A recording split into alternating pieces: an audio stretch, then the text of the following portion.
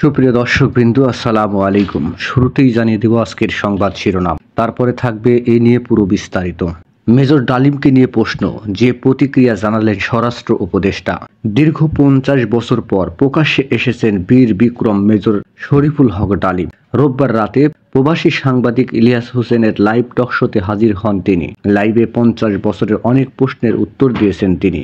এ বিষয়ে এক সাংবাদিক স্বরাষ্ট্র উপদেষ্টাকে মেজর ডালিমের লাইভ সম্পর্কে প্রশ্ন তুললে তিনি উত্তর দেননি।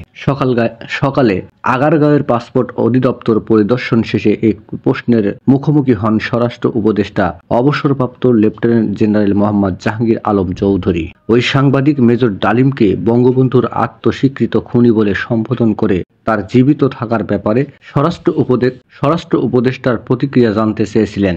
তবে স্বরাষ্ট্র উপদেষ্টা এই ব্যাপারে কিছুই বলতে রাজি হননি। মেজর ডালিমের উপস্থিতি এখন সামাজিক মাধ্যমে বেশ আলোচিত বিষয়। তবে তার এই উপস্থিতি নিয়ে কেউ কেউ সংশয় প্রকাশ করেছেন। ইডিএস এর সঙ্গে টকশোর শুরুতে মেজর ডালিম বলেন, দেশবাসীকে, বিশেষ করে নতুন প্রজন্মের ছাত্র জনতাকে যারা আংশিক বিজয় অর্জন করেছেন তাদের লাল শুভেচ্ছা জানায়। বিপ্লব একটি সমাজ, যে কোনো রাষ্ট্রের একটি চলমান প্রক্রিয়া।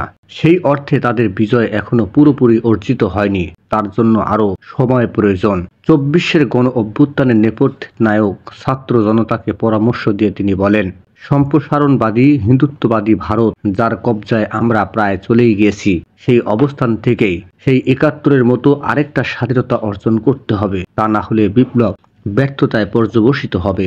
জাতীয় সঙ্গীত ইস্যুতে মেজর জেনারেল বলেন, বাংলাদেশের জাতীয় সঙ্গীত রবীন্দ্রনাথ ঠাকুরের না হয়ে কাজী নজরুল ইসলাম বা অন্যান্য স্বনামধন্য দেশীয় কবিদের গান হতে পারত।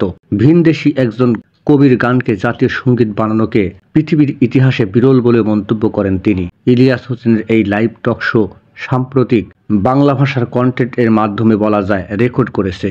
কেননা 16 ঘন্টায় 2 ঘন্টার অধিক এই ভিডিওটি দেখেছে প্রায় 1.25 কোটি মানুষ। শরীফুল হক ডালিম, যিনি মেজর ডালিম নামে অধিক পরিচিত, হলেন বাংলাদেশ সেনাবাহিনীর একজন প্রাক্তন সামরিক কর্মকর্তা। 1975 সালেই 15ই আগস্ট বাংলাদেশের তৎকালীন রাষ্ট্রপতি শেখ মুজিবুর রহমানকে সপরিবারে হত্যার সঙ্গে তিনি জড়িত ছিলেন। শেখ মুজিব নিহত হওয়ার পর মেজর ডালিম বাংলাদেশ বেতারে ঘোষণা দেন। 75 পরবর্তী গণপ্রজাতন্ত্রী সরকার তাকে বিদেশে বিভিন্ন বাংলাদেশি দূতাবাসে বিভিন্ন পদে নিয়োগ দেন। নিউজটি সম্পূর্ণ দেখার জন্য সবাইকে ধন্যবাদ। বাংলা নিউজের পরবর্তী আপডেট পেতে আমাদের চ্যানেলটি সাবস্ক্রাইব করুন। নিউজটি ভালো লাগলে অবশ্যই লাইক, কমেন্ট, শেয়ার করে অন্যকে দেখার সুযোগ করে দিন। ধন্যবাদ।